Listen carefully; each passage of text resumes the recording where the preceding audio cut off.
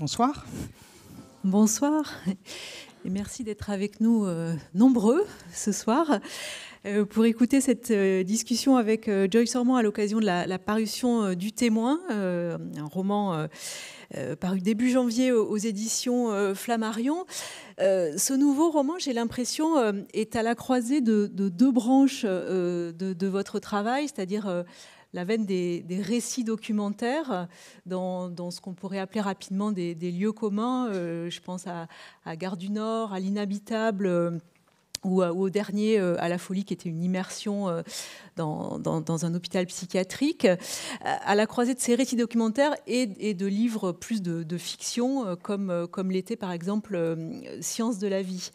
Alors, ce livre-là, ce récit est porté par un personnage de fiction qui s'appelle Barthes, hommage presque pas masqué au Bartleby d'Herman Melville.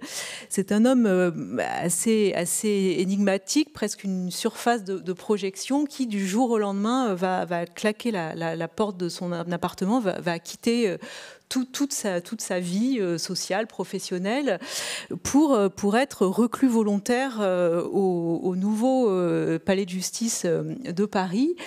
Et à partir de cette position d'observateur privilégié, alors il va s'aménager une cache dans un faux plafond. Et chaque jour, il va scrupuleusement suivre les audiences des différentes chambres de ce palais de justice. Je vous propose peut-être, avant d'entamer la discussion, de faire connaissance avec Barthes, avec une lecture du premier chapitre du roman.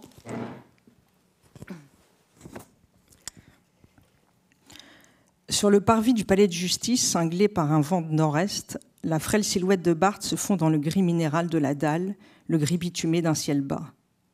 Barthes lui-même a la mine grisâtre, émergeant d'une veste croisée, un imperméable à la saignée du coude, une épaisse mallette en cuir à la main, de celle profonde et assoufflée que les médecins de campagne trimballent dans les films et les romans. Il passe inaperçu au milieu des pigeons bisets. Il pourrait être l'un d'eux, oiseau des villes, ou un ramier, une palombe. Quand on devrait pourtant s'arrêter sur cette allure intempestive, cet homme à l'air soigné, le petit crâne ovale planté de cheveux ramenés en arrière qui se tient raide dans les bourrasques, s'attardant sur la vaste esplanade, indifférent à l'agitation. On entre et on sort du tribunal par brassée, on presse le pain, on relève son col, on file le nez au sol.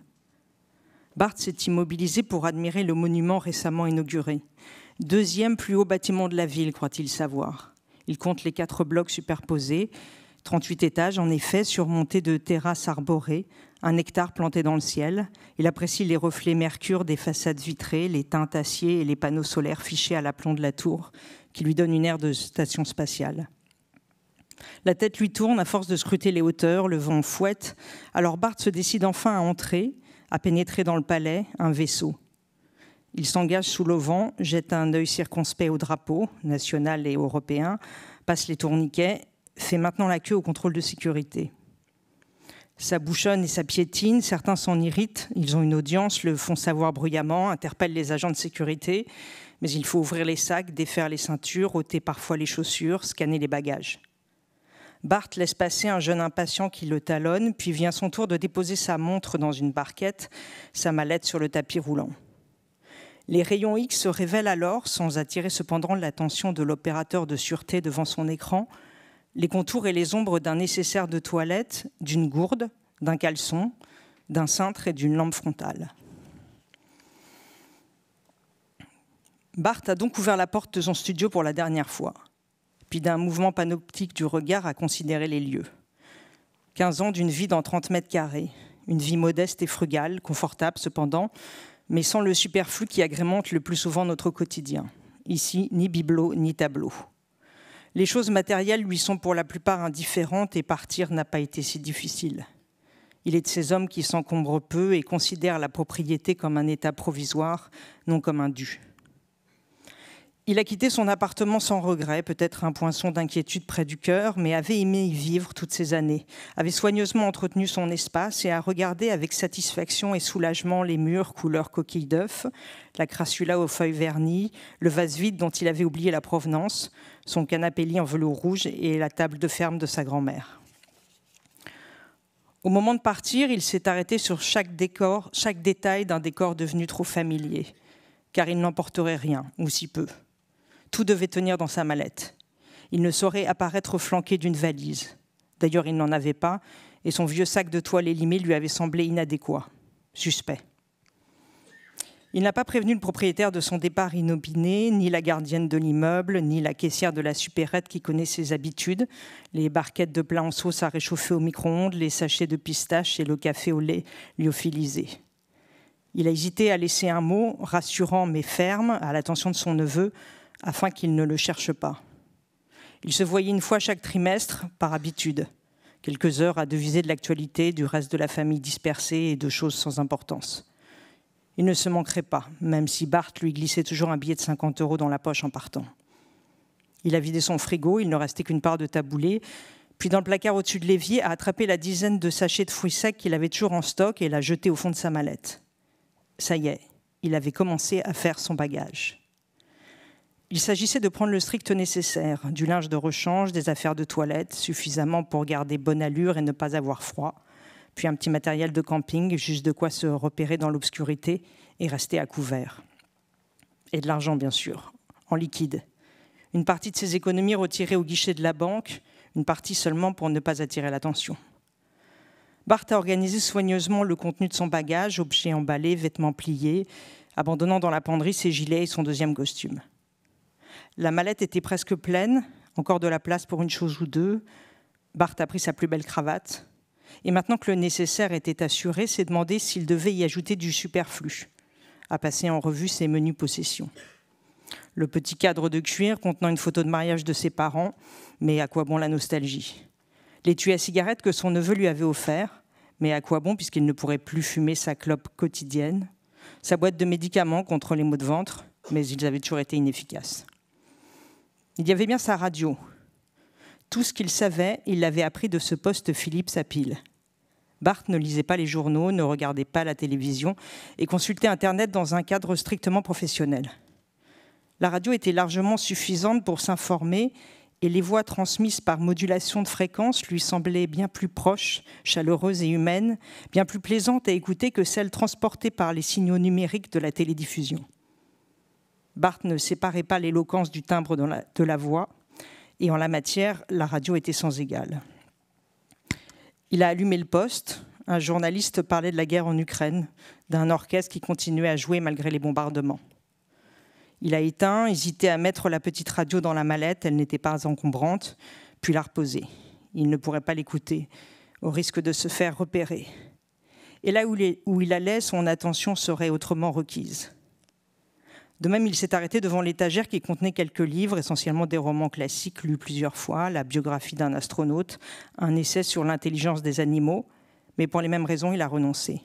La vie serait désormais pleine d'histoires qui lui seraient racontées en direct par les protagonistes eux-mêmes, ses facultés de concentration et d'écoute largement sollicitées par d'autres récits. Alors ce serait tout. Il a fermé la mallette, l'a déposée devant la porte et avant de partir, a voulu accomplir, sans mélancolie mais avec entrain, les derniers gestes du quotidien qui, voués à disparaître de sa vie domestique, en devenaient désirables. Il a donc passé une dernière fois l'aspirateur, épousseté les feuilles de la crassula et ciré ses chaussures. Il n'a pas coupé l'électricité, mais l'eau sous l'évier, a débranché le téléphone pour que ne sonnent pas dans le vide les appels des téléconseillers et des démarcheurs en double vitrage. Tout fut bientôt en ordre. Bart a enfilé son imperméable, attrapé son bagage, descendu les 4 étages d'un pas inhabituellement léger, laissant les clés à l'intérieur. Il restait 300 mètres à parcourir jusqu'à l'arrêt de bus et Bart savait qu'il la croiserait sur le chemin. Elle se tenait le plus souvent devant le Super U ou assise juste à côté sur les marches des bains-douches municipaux, sédentarisée dans cette portion de rue commerçante depuis une dizaine d'années, haranguant les passants sans conviction, d'une voix faible, malgré son allure d'ogresse. Bart lui donnait parfois quelques pièces. Elle répondait d'un sourire, puis se remettait à marmonner pour elle-même. Il l'a aperçue de loin, sa silhouette imposante, sa main tendue vers les bonnes volontés, a accéléré tout en fouillant dans la poche de sa veste, s'est porté à sa hauteur, l'a salué à la hâte. « J'ai quelque chose pour vous. » Et d'autorité a placé dans sa large paume un paquet de cigarettes entamées, le briquet Dupont plaqué or hérité de sa mère et sa carte d'identité. Faites-en ce que vous voulez. L'instant d'après, Bart avait disparu. laissant la femme stupéfaite, son pas encore un peu plus allégé, son existence en voie d'escamotage. Car c'était une fugue, une évasion, une disparition volontaire, puisqu'on avait voulu l'effacer. Il se retirait de sa propre initiative, programmant sa relégation. Banni, il choisissait son exil, c'était sa revanche. Merci. Je disais tout à l'heure, ce livre est à la croisée de deux veines de votre travail. Pourquoi avez-vous éprouvé le besoin d'avoir recours à la fiction et à ce personnage absolument énigmatique pour pénétrer ce milieu de la justice ? Il y avait plusieurs manières de faire. J'aurais pu, comme pour le précédent livre, À la folie, issu donc d'une immersion en hôpital psychiatrique, procéder à nouveau sous la forme d'un terrain, d'une enquête, d'entretien, comme j'avais fait avec les patients et les soignants, et puis surtout participer à la scène que je décrivais, ce qui est le cas dans À la folie. Là, j'ai voulu me mettre à un autre endroit, un endroit de pure observatrice, un endroit de passivité dans le sens où je n'échange pas avec les différents acteurs de la justice. Je n'ai pas voulu le faire. Donc le livre ne témoigne pas de ça, alors qu'il témoignait de ça dans À la folie. Et j'ai voulu déléguer, si je puis dire, ce poste d'observation à un personnage de fiction, qui est donc ce Bart, comme vous l'avez dit, inspiré du Bartleby de Melville. J'ai voulu que le témoin, qui est évidemment l'auteur, soit aussi ce personnage, que le héros soit un témoin, qu'il témoigne de ce qu'il voit, et qu'il en fasse part à travers un récit qui soit romanesque, puisque la part documentaire du livre est donc zébrée et traversée par ce récit romanesque. Donc je délègue à ce personnage de Bart, qui est par ailleurs une figure littéraire extrêmement célèbre, mais qui m'accompagne depuis longtemps et que j'avais envie de réinvestir dans l'écriture.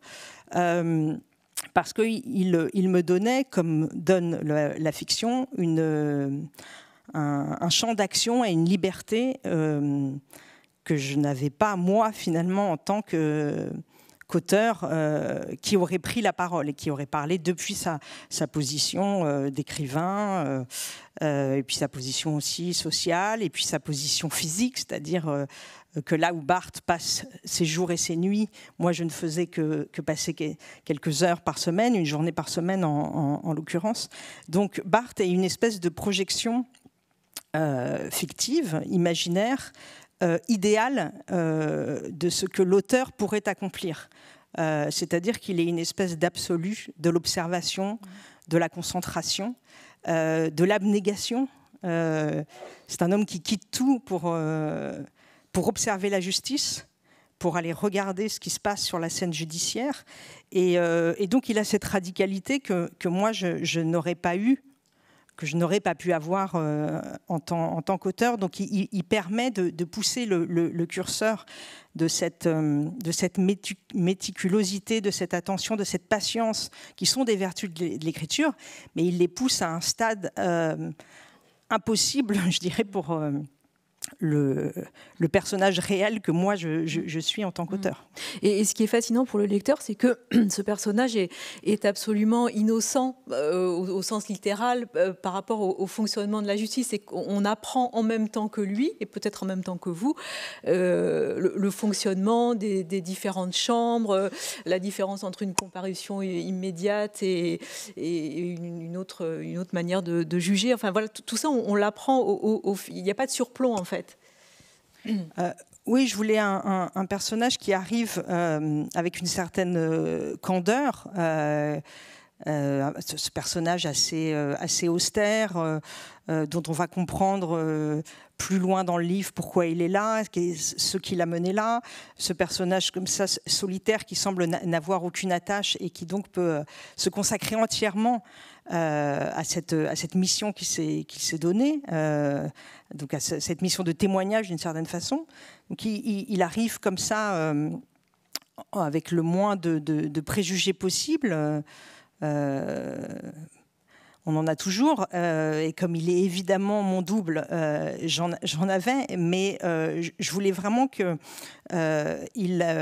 acquiert une forme de connaissance du fonctionnement de la justice, qui est évidemment la connaissance que moi j'ai pu constituer au fur et à mesure des audiences, et que sa passivité du début, c'est-à-dire cette espèce comme vous disiez tout à l'heure, de pure surface sensible du début, qui s'étonne, qui s'indigne, qui ne comprend pas, qui fatigue aussi, qui se rend compte des conditions de travail, à la fois des juges et des conditions d'apparition des prévenus, que petit à petit tout ça aussi infuse en lui, que lui aussi soit gagné par cette fatigue-là, cette répétition-là, et qu'il mette à jour, qu'il comprenne les mécanismes à l'œuvre, et qui, malgré sa profession de foi, qui est celle de rester silencieux et de n'être qu'un observateur, de n'être que des yeux et des oreilles, que cette profession de foi, elle soit petit à petit troublée parce qu'il se met à avoir des sentiments, à penser des choses de ce spectacle, à lui-même concevoir sa place dans ce dispositif. Comment est-ce qu'il pourrait, lui, aussi devenir une figure de la machine judiciaire? Est-ce que lui aussi ne serait pas responsable de quelque chose dans toute cette machine? C'est ce à quoi mène le livre, finalement, la conscience de sa responsabilité à lui, qui est une responsabilité collective, en fait, de toute la société. Donc voilà, l'idée, c'est de cheminer comme ça avec lui vers une espèce peut-être de radicalité du point de vue. Et en même temps, je voulais quand même qu'il garde cette espèce de figure un peu de sainteté, c'est un peu trop fort, mais en tout cas de candeur, de retrait, de pas de côté, parce que le personnage de fiction permet aussi justement de prendre la question à revers, par des biais. Donc voilà, il suit évidemment le processus que moi-même j'ai ressenti et accompli au fur et à mesure des audiences auxquelles j'ai assisté. Mais alors évidemment, ce personnage évoque le Bartleby de Melville, mais on pourrait aussi penser à Kafka. Enfin, je pense notamment au motif du terrier, puisque voilà, cette cage qu'il va s'aménager dans un faux plafond, c'est littéralement un terrier. Oui, le livre fait aussi, évidemment, il est très travaillé par ces espèces de monuments de la littérature que sont le Bartleby de Melville et que sont les œuvres de Kafka, donc le terrier dans lequel lui vit, ce faux plafond dans les toilettes du palais de justice, ça cache.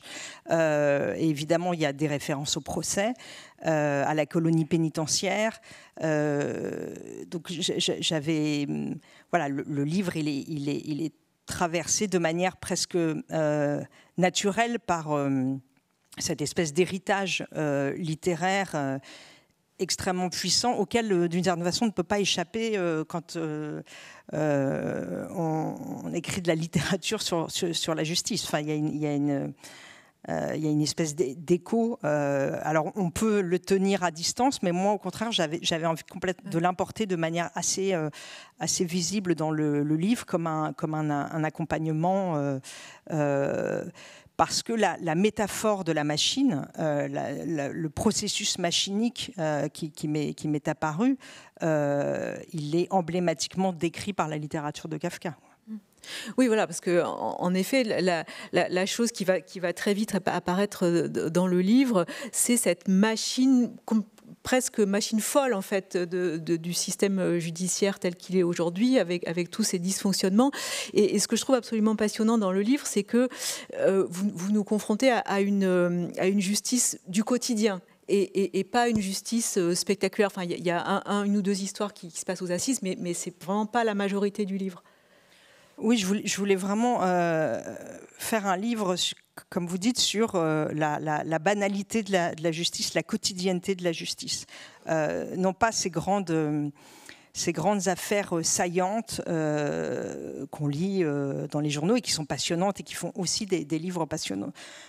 Mais il y a un texte de Pérec qui me sert aussi assez régulièrement comme ça de viatique, qui s'appelle l'infraordinaire et qui incite justement à s'intéresser, à nouveau tourner notre regard vers la banalité du quotidien, l'ordinaire devant lequel on passe sans jamais s'arrêter parce qu'on y est tellement habitué, à rebours justement des grands événements, des grands sentiments, de l'exceptionnel. Voilà. Donc je voulais raconter qu'en réalité, cette énorme machine du palais de justice qui brasse chaque jour des milliers de gens, des prévenus, des avocats, des huissiers, des greffiers, enfin il y a vraiment des dizaines de milliers de gens qui passent, chaque jour traite des dizaines d'affaires de terrorisme, de violence conjugale, de vol à la tire, de comparution immédiate, et qu'il y a en fait une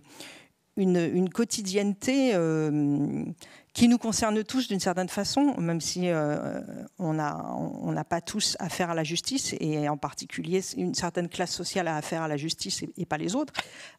Mais en tout cas, ça occupe les affaires de la cité en permanence. C'est-à-dire que les grands procès pour terrorisme qu'on voit dans les journaux masquent une autre réalité, qui est que chaque jour sont traitées des dizaines et des dizaines de petites, avec des guillemets, affaires de terrorisme, et que voilà, que ça contribue au tissu social et politique, et que finalement c'est pas vraiment regardé. Comment avez-vous choisi les différentes audiences que vous décrivez ? Est-ce que c'est à peu près dans cet ordre-là que vous y avez assisté, ou comment avez-vous établi la dramaturgie des audiences ? Alors, comme Barthes, je choisissais au hasard les audiences quand j'allais au palais de justice. Elles ne sont pas toutes racontées dans le livre parce qu'il y avait beaucoup d'effets. Alors, le livre fonctionne aussi sur des effets de redondance et de répétition, parce que je voulais faire entendre justement cette espèce de mécanique répétitive de la justice et surtout des affaires, c'est-à-dire toujours les mêmes figures, les mêmes histoires, même si elles s'incarnent dans des vies et des singularités. Donc, j'ai pas gardé toutes les affaires. J'ai voulu placer au centre du livre, en effet, une histoire, un procès d'assises, qui est un procès pour inceste, donc une espèce de dramaturgie particulière, et que j'ai voulu placer au centre du livre parce que c'est le moment aussi d'une bascule pour Barthes. C'est le moment où Barthes, c'est-à-dire examine la question de la vengeance. C'est le moment où Barthes a le sentiment que dans les tribunaux s'exprime une émotion collective très profonde qui est la vengeance, et que rendre la justice et traverser cette espèce de processus qu'on pourrait penser raisonnable est traversé par cet affect très, très profond et très sombre qui est le sentiment de vengeance, dont on peut étudier la légitimité par ailleurs. Enfin, en tout cas, on peut très bien comprendre que ce sentiment nous vienne. Donc je voulais que ce soit une espèce de pivot. Les comparutions immédiates, j'en ai vu beaucoup, donc elles scandent comme ça le livre, comme une espèce de ritournelle justement de cette justice du quotidien. Et puis, il y a aussi une espèce de diptyque avec 2 procès pour terrorisme, qui voilà, un dans la première partie, un dans la deuxième, pour moi, qui se répondent, qui produisent des échos. Et je pense qui produisent une sorte de familiarité, c'est-à-dire que le premier procès pour terrorisme, alors sont des jeunes gens qui consultent des sites et qui fomentent des projets de départ au Cham, qui évidemment échouent. C'est le sentiment qu'on peut avoir que finalement c'est assez exceptionnel. Je voulais qu'on comprenne que non, il y en a tous les jours, et c'est pour ça que je répète aussi un procès à nouveau, à peu près sur le même modèle, même s'il y a un imam dans le deuxième procès, donc il y a une figure un peu plus forte comme ça, mais voilà, je voulais qu'il y ait des échos dans le livre entre les différents types d'affaires pour justement témoigner de leur absence d'exceptionnalité, d'une certaine façon. Et vous avez prononcé tout à l'heure le mot de classe sociale, et on a vraiment le sentiment que c'est une seule classe sociale, en l'occurrence les classes populaires, qu'on retrouve au palais de justice et qui sont visées par toutes ces concernées par toutes ces affaires. Oui, en tout cas, c'est ce que j'ai constaté, c'est ce qui est documenté par beaucoup de travail de sociologie, c'est-à-dire que la justice est aussi ou d'abord, on pourra en discuter, une institution visant à circonscrire les classes sociales dangereuses, comme on disait, un certain prolétariat. Il se trouve que, à part à quelques très rares exceptions, tous les procès auxquels j'ai assisté mettaient en scène, évidemment, très majoritairement des hommes, noirs ou arabes, issus de classes prolétaires, et que l'exercice de la justice est aussi une manière de circonscrire ces classes-là, évidemment de tracer des frontières, et ce que je trouvais désolant, de ne pas prendre le temps d'analyser les causes sociales pour naturaliser d'une certaine façon ces différences entre les classes sociales, pour les circonscrire d'une manière très sombre, avec très peu le désir de changer précisément ces assignations. Voilà, mais si on... ce que je voyais dans le palais de justice, c'est aussi ce qu'on voit en prison. Enfin, tout ça est très connu d'une certaine façon. Mais ce qui m'intéressait aussi dans ce travail, c'était de faire entendre la langue qui marque ces assignations. Parce que ça, on s'en doute bien que ce n'est pas la classe bourgeoise qui peuple les prétoires, enfin en tout cas du côté des prévenus. Mais j'avais envie que cette espèce de guerre sociale, elle s'entende aussi dans la langue. Et c'est ce qui m'intéresse dans la littérature d'immersion, entre autres, c'est de pouvoir faire entendre des langues particulières. Et donc cette espèce de joute, ou plutôt de rencontre impossible entre la langue des prévenus, une langue qui se formule mal, qui est hésitante, qui est fragile, et face à la langue juridique, qui est une langue extrêmement formalisée, sûre d'elle, obscure. Voilà. Donc je voulais que ça passe aussi par cette affaire des lexiques et des syntaxes. Oui, et puis avec toutes ces formules, typiquement la formule « nul n'est censé ignorer la loi », en réalité, si, tout le monde, la plupart des gens ignorent la loi. Donc... Oui, les juges répètent sans cesse ça aux prévenus en disant vous connaissez la loi, donc vous êtes fautif de ne pas la connaître. Et en effet, à part les juges, personne ne la connaît. Est-ce que vous voulez lire un deuxième extrait ? Ouais.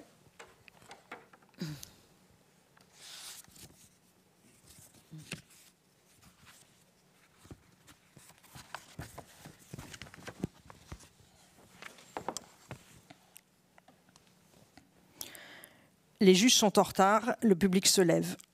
L'audience est ouverte, vous pouvez vous asseoir. Les faits sont exposés au pas de charge. Il s'agit d'une jeune femme de 25 ans qui a brûlé plusieurs feux à bord d'un scooter Yamaha 125, puis percuté un autre scooter après un refus d'obtempérer et chuté. Les policiers qui l'interpellent et la fouillent trouvent de la drogue cachée sous ses aisselles, 50 grammes d'ecstasy et 48 grammes de cocaïne. Elle refuse de signer le PV. La chambre qu'elle occupe dans un appartement en colocation avec sa sœur et le fiancé de sa sœur est perquisitionnée. 1 200 € en liquide dans le dressing, un sac Dior accroché au radiateur et 2 cartes d'identité volées. Elle assure aux policiers que l'argent liquide correspond au pourboire économisé quand elle était serveuse. Pour les cartes d'identité volées, elle ne sait pas. Des tests toxicologiques révèlent des traces de drogue sur les billets saisis. Alors on insiste. Elle finit par avouer qu'elle consomme et balance même le nom de son dealer. Il s'appelle Pompot, mais refuse de donner le code de son téléphone. Un refus suspect est constitutif d'une infraction selon le tribunal devant lequel elle se tient aujourd'hui, quelques semaines après son interpellation. C'est parce que j'avais des photos et des vidéos intimes et je ne voulais pas que les flics tombent dessus. Elle a réponse à tout et regarde ailleurs quand on lui parle. S'adresse de mauvaise grâce au juge. Bart note un tatouage près de l'oreille, les initiales VV, une rose sur la main.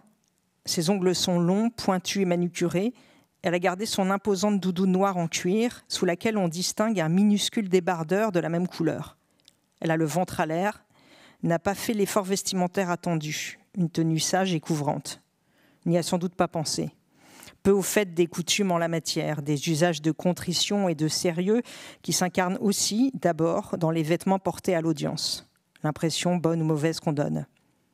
À moins qu'elle maîtrise parfaitement ces codes, mais qu'elle nous emmerde et veuille le signifier. Bart a ceci d'avantageux qu'il porte déjà le costume adéquat s'il venait à être jugé. Et ressent une certaine appréhension à la vue de ses prévenus qui ne soignent pas leur présentation, aggravent d'emblée leur cas. Le plus souvent faute de connaître les règles esthético-morales qui prévalent à l'audience et confortent ainsi les préjugés du tribunal. Le jugement étant l'expression officielle des idées reçues de la classe que la justice entend défendre, celle des honnêtes citoyens. Son air bravache, ses manières insolentes, le chewing-gum mâchouillé avec ostentation et qu'on lui a fait cracher au début de l'audience ajoutent encore à l'appréciation défavorable de son dossier pénal. Son comportement l'accable. On sent qu'elle ne souhaite pas collaborer avec la justice. Elle n'en voit certainement pas l'intérêt, le profit qu'elle pourrait en tirer. Peut-être aussi refuse-t-elle la collaboration, y voyant une forme de soumission. Elle en a soupé de la soumission à la donner. Bart se laisse impressionner par ce mélange de maladresse et d'arrogance, tout ce à quoi il n'a pas accès. Apprécie son ignorance des normes et de la bienséance, son immaturité, sa fierté. Lui, l'homme sec et posé. Il sent bien qu'elle énerve la cour et même son avocat, à qui elle rendra la tâche plus ardue, perdu d'avance. Quand Bart l'a vu se poser à la barre, bien campé, il a tout de suite su. Il commence à avoir une petite expérience de la justice. Su que la jeune femme serait jugée pour ce qu'elle est, sa conduite générale, autant que pour ce qu'elle a éventuellement commis. Peu importe ce qu'on lui reproche, d'avoir à le démontrer ou non. Le soupçon porte davantage sur sa personne. Et si elle n'a pas dealé de drogue cette fois-ci, elle le fera très certainement plus tard ou l'a déjà fait. Son tempérament criminel ne faisant aucun doute aux yeux de la cour. Une mauvaise nature que confirme l'étude de personnalité. La mère de la mise en cause était schizophrène. Elle n'a pas connu son père, a été placée en foyer à 6 ans, puis en famille d'accueil à 10.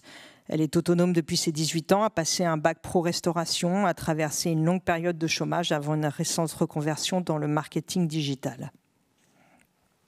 La drogue, j'avais arrêté pendant le Covid. Et là, avec le déconfinement, j'ai fait un achat compulsif, pulsionnel. C'est que je suis une bonne vivante. J'ai beaucoup de connaissances, je sors depuis des années, mais je n'ai jamais fait de trafic. Je faisais profiter mes amis, c'est tout. Et je précise que le sac Dior, c'est une copie. Je suis une nouvelle femme. Je change de métier, de fréquentation, de milieu. Je vois un psy 2 fois par semaine pour décrocher de la drogue. Elle n'entend pas faire acte de repentance, mais le juge qui la soupçonne de revente veut la faire avouer et commence à perdre patience entre condescendance et agressivité. Le trafic de stupéfiants, c'est transport, détention, offre ou cession. Cession, vous entendez ? Vous encourez 10 ans de détention. Arrêtez de prendre les juges pour des imbéciles. Bon, abrégeons. Monsieur le procureur, vous avez la parole. Alors le procureur bondit, souple et vif, un chat sur une pelote de laine.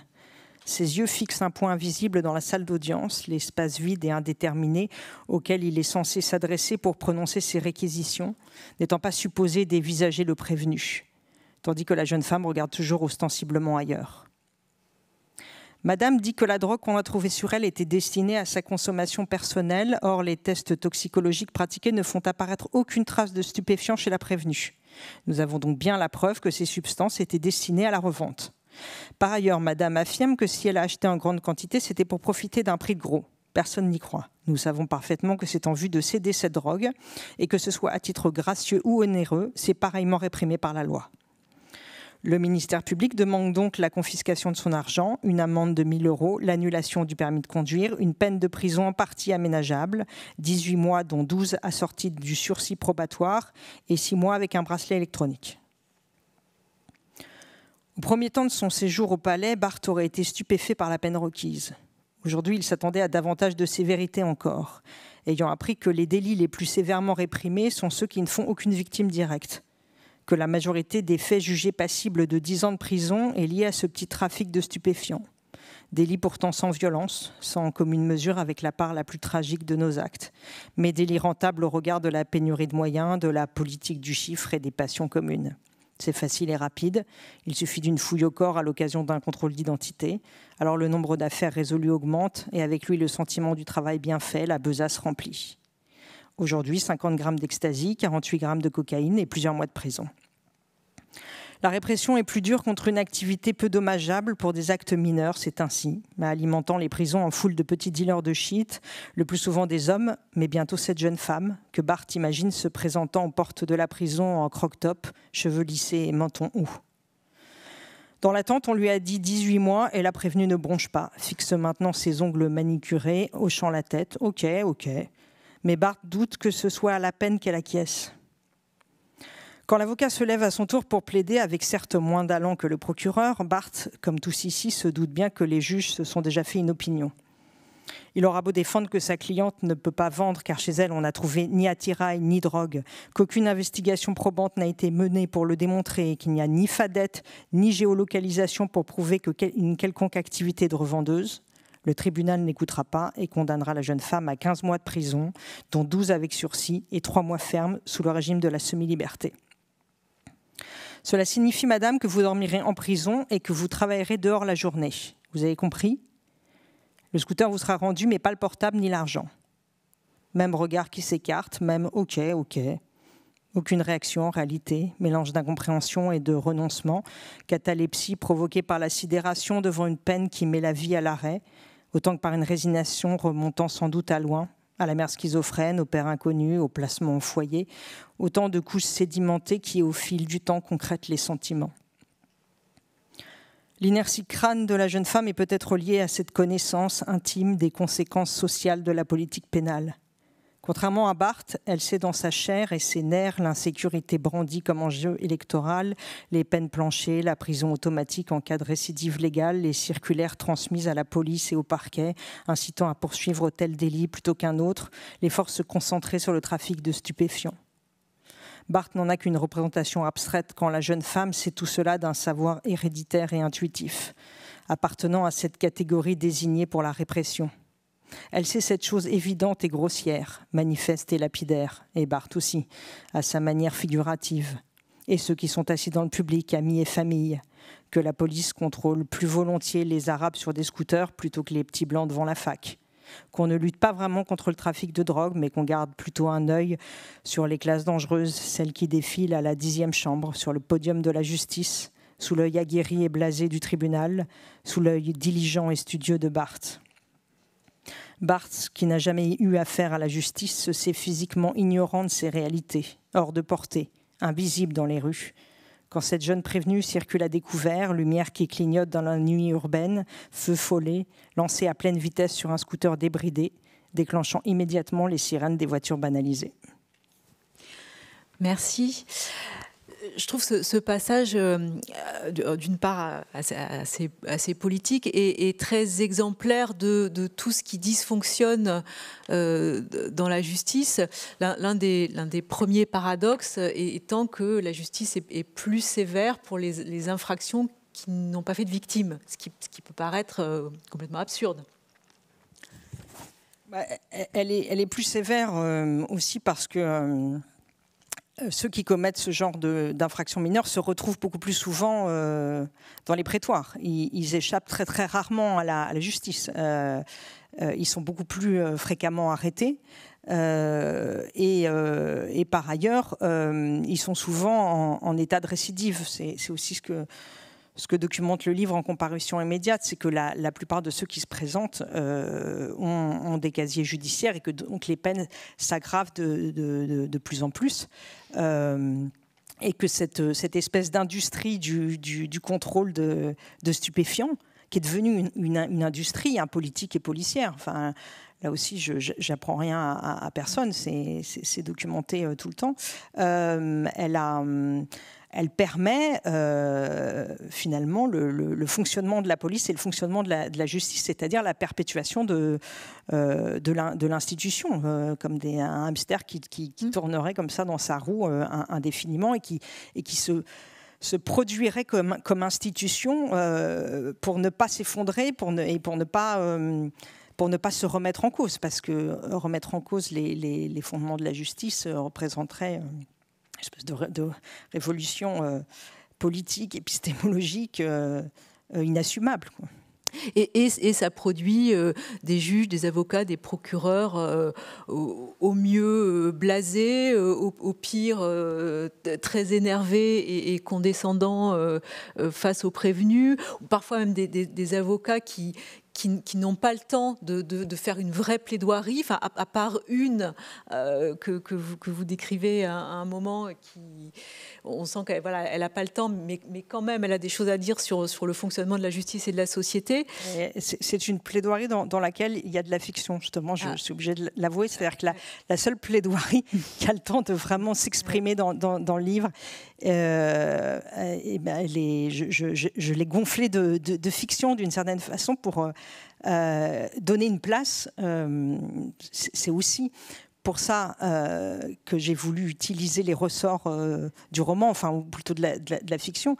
C'est que ça me permet de donner une place, une visibilité justement à des paroles qu'on ne prend pas le temps d'entendre. Alors évidemment que je suis sûre qu'il y a des procès où les avocats ont le temps de s'exprimer, mais il se trouve que moi j'en ai pas vu et je me suis dit le livre permet aussi ça, le roman avec des guillemets permet aussi ça, c'est-à-dire de faire entendre la parole des avocats si elle avait le temps en comparution immédiate, ce qui n'est jamais le cas puisque c'est 5 minutes par affaire et qu'il y a 45 affaires dans la journée, enfin plus même.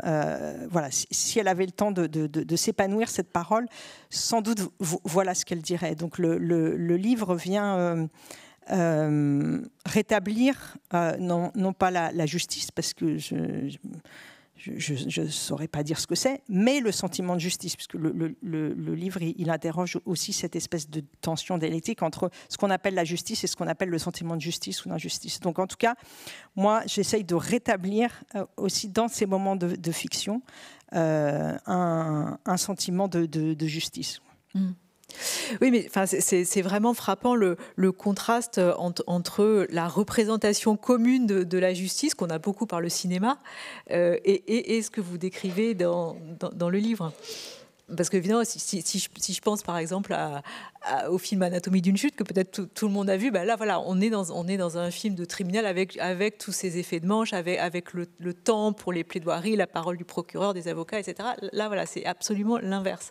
Oui, mais c'est pour ça qu'au milieu du livre, il y a ce procès d'assises dont je parlais tout à l'heure, qui est le procès où on prend le temps et l'espace pour que les paroles se déplient. Et c'est aussi, même si c'est le moment où Barthes se dit « est-ce que tout ceci n'est pas une affaire de vengeance ?», c'est aussi le moment où il reconnaît une vertu à la justice comme ce lieu d'expression de la multiplicité des points de vue de la parole, et qu'on voit dans Anatomie d'une chute.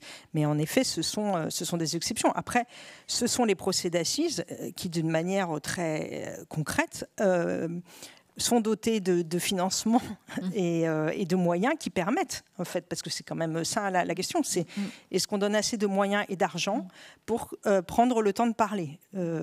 C'est aussi bête que ça. Et ce qui n'est pas le cas dans la justice prosaïque voilà, du quotidien. Après, cette justice-là, c'est vrai qu'elle est peu documentée par le cinéma de fiction, mais elle est documentée par le cinéma documentaire. De Pardon. De Pardon, Weissman, voilà. Bon. Alors, ce personnage, on l'a dit, c'est la figure de l'écrivain que vous êtes, mais c'est une phase de projection, et en même temps, ce personnage évolue, parce qu'au fond, il va s'effacer de plus en plus. Enfin, physiquement, il commence à, même s'il fait très attention à son apparence, il peut pas lutter contre son costume qui commence à se froisser, ses joues qui se creusent de plus en plus. Enfin, c'est comme si, c'est comme s'il s'effaçait, comme s'il devenait de plus en plus fantomatique. Oui, déjà, il fait partie un peu de ces personnages de la tradition littéraire qui sont des personnages portés par un désir d'escamotage, un désir de disparaître, un désir d'effacement, qui pourrait être aussi un rêve d'écrivain, un rêve impossible. C'est-à-dire que je pense que dans les livres, à la fois on est là et on s'y montre, et on peut aussi avoir envie de disparaître, quoi, de s'effacer au profit précisément du texte. Voilà, toutes ces choses très très compliquées. Parfois impossibles à résoudre, et ben, le personnage de Barthes les résout en étant cet homme qui, en effet, dont la présence s'amenuise de plus en plus. Il se fond même à un moment dans la... Enfin, je pose cette hypothèse qui finit par se fondre dans les murs du tribunal, et je raconte que...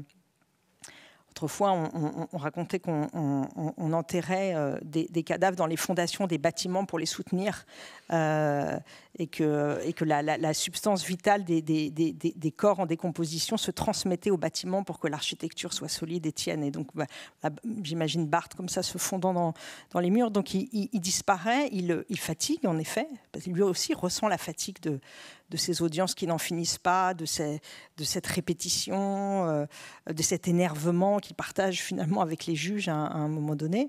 Et il s'efface comme s'efface d'ailleurs le Bartleby de Melville, qui finira par en mourir de son esquive, de son art de l'esquive, de son art de la dissension douce. Et en même temps...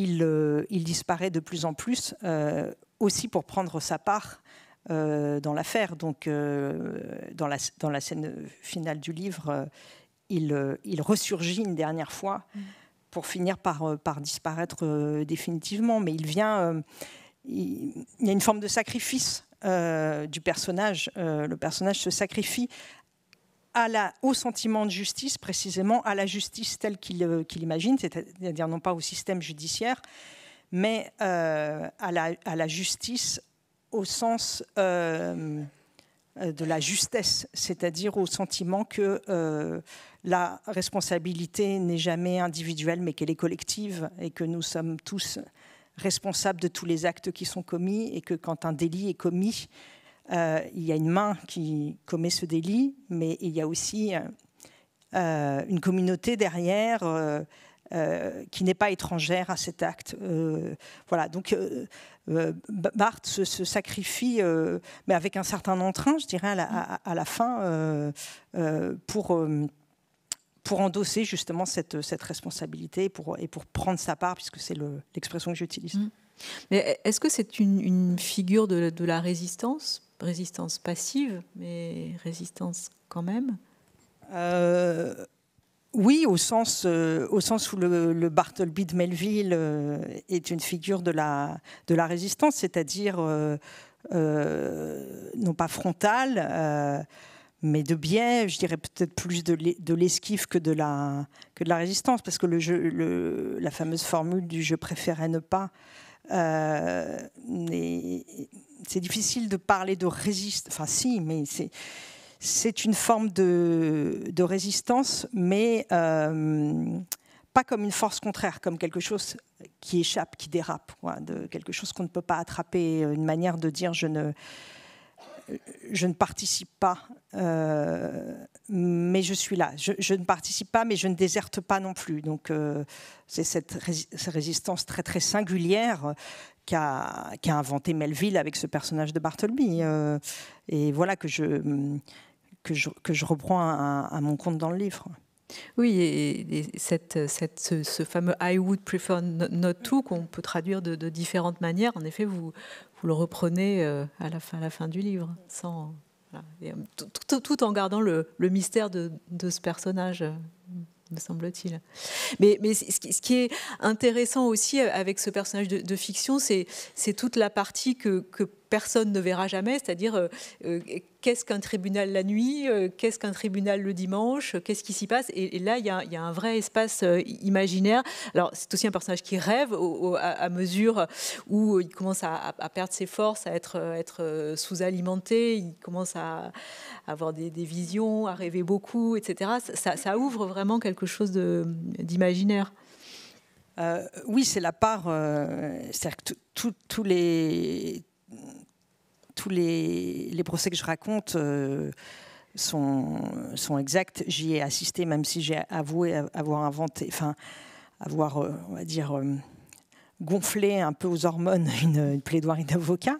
Mais sinon, je retranscris assez fidèlement ce qui s'est passé. Et puis aussi l'espace du tribunal, la façon dont on circule, l'architecture, et même finalement le faux... Parce que j'ai regardé où, de manière à peu près réaliste, on pouvait se cacher dans ce tribunal.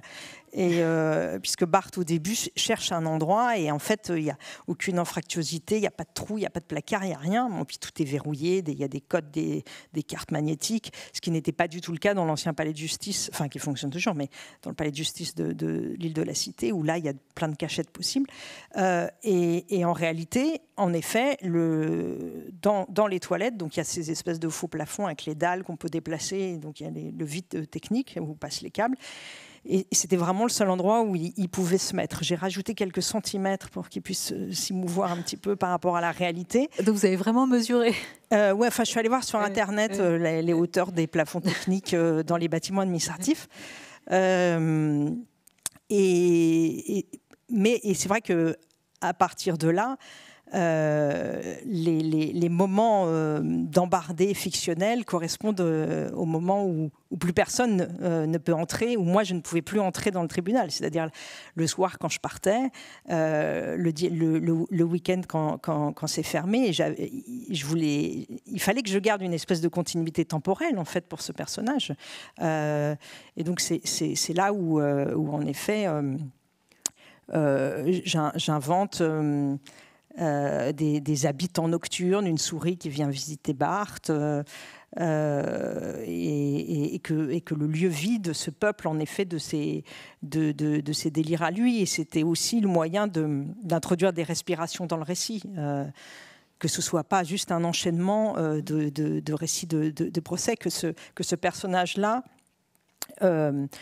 soit aussi modifié, comme vous dites, par sa vie de bivouac, par cette vie très austère, et que son imaginaire soit modifié aussi par cette vie à la fois complètement rétrécie et en même temps très ouverte sur tous ces récits d'existence, ces récits singuliers, et voilà, que ces nuits se peuplent comme ça, et donc ça permet des respirations, et puis ça permet aussi de faire de Barthes un personnage qui ne soit pas que cette pure surface dont on parlait, mais qui est aussi une forme de sensibilité, même si elle est esquissée, mais voilà, qu'il ait quand même une épaisseur à un moment, sensible. Oui, une épaisseur sensible, et puis quand même assez rapidement, vous expliquez les raisons de son départ de la surface, on pourrait dire, puisque donc voilà, on apprend qu'il a travaillé à Pôle emploi et que lui-même a été victime d'un plan social, et qu'à partir de là, il a décidé que ça ne valait pas la peine à son âge de rechercher du travail, etc. Et donc c'est le point d'entrée dans une forme de radicalité, au fond. Oui, ben c'est ce que je dis au début, là, dans le petit passage que j'ai lu, c'est-à-dire qu'il a le sentiment qu'on veut l'effacer, donc il anticipe cet effacement et il programme son propre escamotage, qui est là, pour revenir à la question de la résistance, peut-être que là, il peut y avoir quelque chose de la résistance ou de la révolte, en tout cas, qui est de dire... vous voulez m'effacer, eh bien je vous devance et je m'efface moi-même et j'acquiesce à mon propre effacement, je le choisis et j'en fais quelque chose et je lui donne un sens. Donc voilà, c'était aussi le sens de son exil au palais de justice. C'est pas juste... il n'y va pas les yeux baissés comme une victime en disant on ne veut pas de moi et je vais me chercher un endroit au chaud et me clochardiser à moitié dans un bâtiment administratif. Alors, je ne sais pas jusqu'à quel point, mais vous avez parlé de la fin, donc je me sens autorisée à poser cette question, mais... À un moment, il ne va plus pouvoir être complètement transparent et au fond, ce à quoi il assiste depuis... D'ailleurs, on ne sait pas très bien combien de temps ça dure, hein, tout ça, mais il va finir lui-même par être victime du système et arrêté pour un délit qui n'existe plus depuis 1994, le délit de vagabondage. C'est le passage... Voilà. Je vais lire donc ce passage qui est à la fin du livre. Enfin, qui n'est pas la toute fin, mais...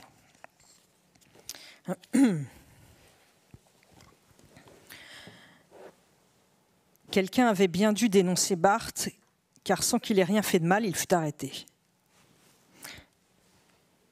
Sa présence, qu'il croyait minuscule, anodine et pacifique, avait donc été remarquée, était devenue suspecte, pouvait peut-être tomber sous le coup de la loi, ne serait plus toléré. Il était certes repéré depuis longtemps par quelques-uns, employés de la cafétéria, gardiens, peut-être des policiers, des huissiers. Personne cependant ne lui avait témoigné d'hostilité, et en dehors de ses contacts quotidiens mais furtifs, il passait inaperçu. Rien ne signalait une menace. La police vint l'arrêter à la faveur d'une suspension d'audience. Barthes assistait à une journée de comparution immédiate. Une affaire de vol à la roulotte allait être jugée et le président du tribunal avait interrompu la séance en réponse à des invectives venues du public. Une grande agitation s'en était suivie. Comme à son habitude, Barthes était isolé, patientant sur un banc à quelques mètres de la petite foule qui attendait la reprise des débats. Deux jeunes policiers se sont approchés, lui ont demandé poliment de se lever, de les suivre, n'en diront pas davantage. Barthes n'a posé aucune question, marqué aucun étonnement, opposé aucune résistance et leur a emboîté le pas sans que personne semble s'émouvoir ni même remarquer la scène. On le mène alors un peu plus loin jusqu'à un bureau dissimulé dans un renfoncement. Un cartel indique permanence du parquet. On entre sans frapper. La pièce est sommairement équipée de mobilier administratif, une table et deux chaises, un ordinateur, une lampe articulée et un téléphone à fil. Les murs sont nus. Les policiers fouillent Barthes, ses vêtements, pas davantage, ne trouvent pas de papier, pas même un téléphone portable, aucun indice permettant d'établir une identité qu'il refuse silencieusement de décliner malgré l'insistance de la question, posée 4 fois par les policiers d'un même ton équanime, calme, et qui finissent par renoncer.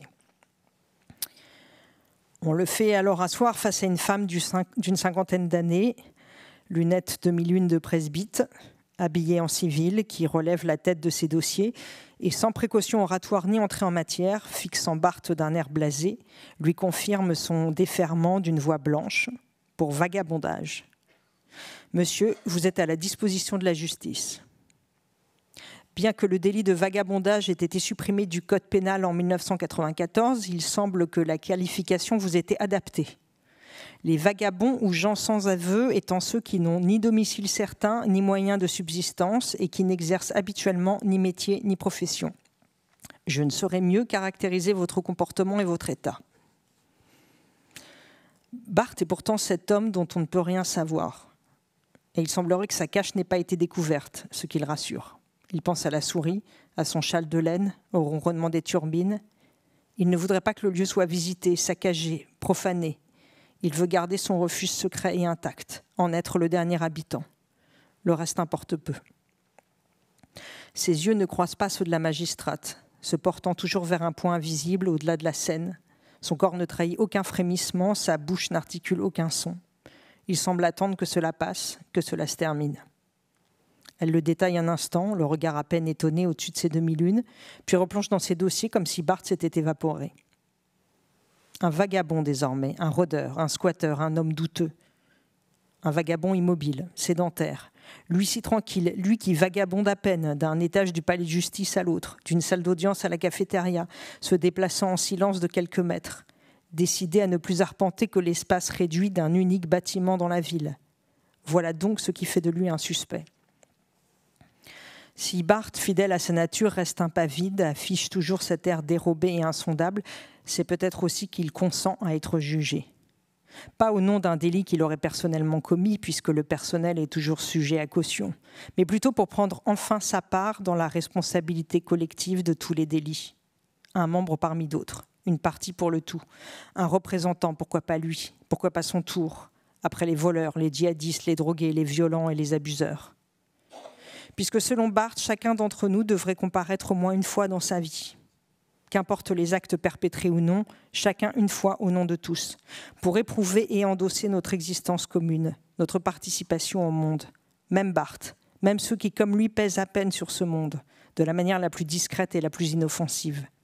Il s'agit une fois seulement de reconnaître que nos destins sont liés, nos vertus comme nos méfaits, nos inclinations comme nos aversions, nos passions en commun.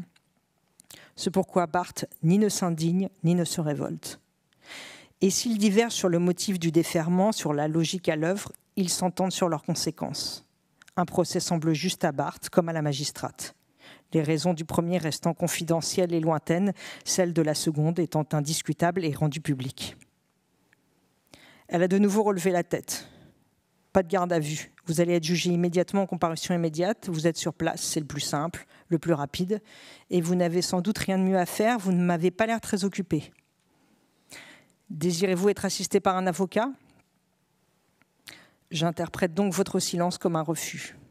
Bon courage, monsieur. Merci.